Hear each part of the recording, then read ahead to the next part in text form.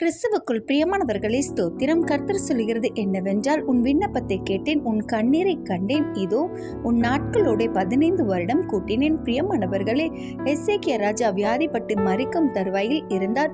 அப்பொழுது ஏசாயா தீர்க்கதரிசி வந்து, நீர் பிழைக்க மாட்டீர், எனவே வீட்டு காரியங்களை ஒழுங்கு பண்ணும் என்றார்.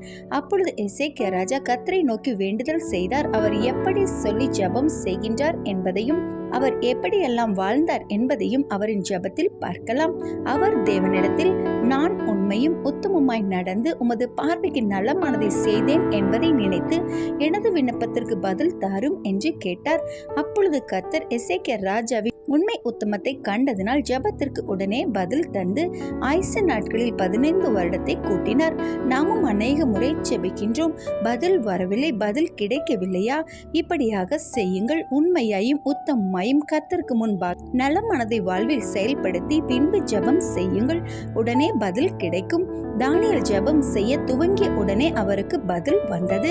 அவர் தனது வழிகளை கர்த்தருக்குள் காத்து கொண்டு வாழ்ந்தார். அப்பொழுது அவரின் ஜெபத்திற்கு பதில் கிடைத்தது. நாமும் இப்படியாக வாழ்ந்து ஜெபித்து ஜெயம் பெறுவோம். ஆமென்.